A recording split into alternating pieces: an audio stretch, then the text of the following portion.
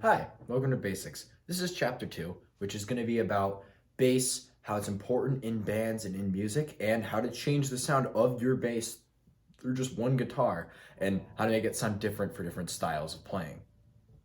So, bass is important for a band because songs sound really boring and thin and fragile, really without like a bass as in a separate instrument, not as just the lowest note of a chord. Don't get me wrong, there's incredible solos on just guitar where there's lots of like strumming and tapping and picking, and it's just crazy and it's great. But even in those songs, they stick to the lowest few strings and they'll hit those and let them hold out for a little bit longer to kind of add a feeling of bass, like a pseudo bass.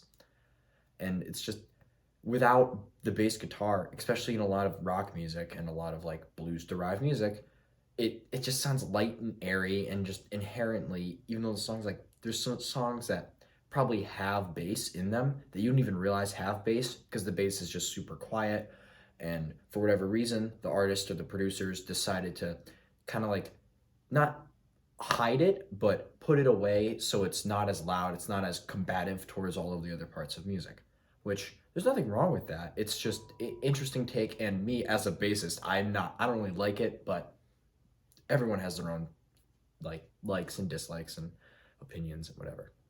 Now, it's not a given, but a lot of basses, mine included, all of mine, all of them that you'll see in this video, have preamps in them, which is that's why mine has 4 knobs, not just like 1 or 2. It's because one of them is volume, and then like the one that affects the treble, the one that affects the bass, and the one that affects the tone, they change the sound like an amp would, but in the bass itself before it goes in the amp, a preamp. And they run on 9-volt batteries. So I cannot stress this enough. Always unplug your bass when you're not using it, because sometimes it's just the preamp. It only goes when you're playing, when the amp is turned on and the power is going into the bass and something. But other times it just completes the circuit when it's plugged in. And then that causes you to just drain your 9-volt when you're not even playing. There was the second bass, the gray one that you'll see in this video, that I've gone through like 4 9-volts with, and I haven't had it for a year. Maybe I have, maybe just about a year. I don't remember, but always unplug your bass. Even if it doesn't have a preamp, it's just a good habit to get into.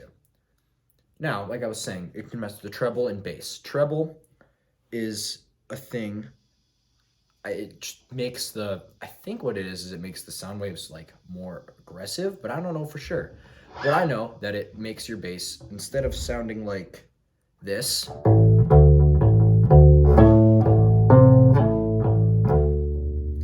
you turn the treble all the way up, it sounds like,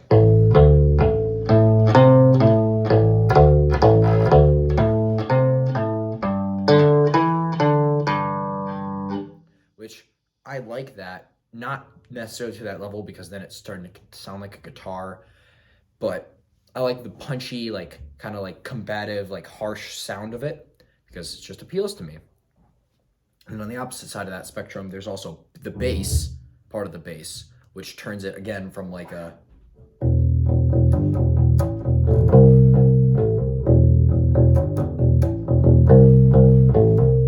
to more of a fuller, more felt than heard kind of sound, which doesn't make any sense, but it does if you've ever been in a car with a subwoofer. So it goes from that to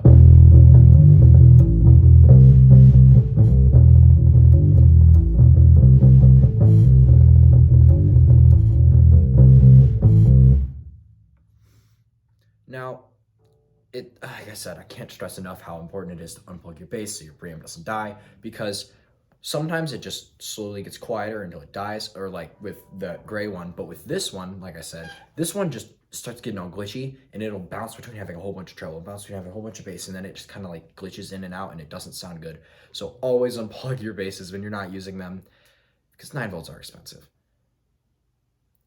Now, that was it for chapter 2. Just really a warning to unplug your bass and what treble and bass are. So stay tuned for the next part, next chapter, where we'll go over like actually playing your bass, not just maintenance and stuff like that.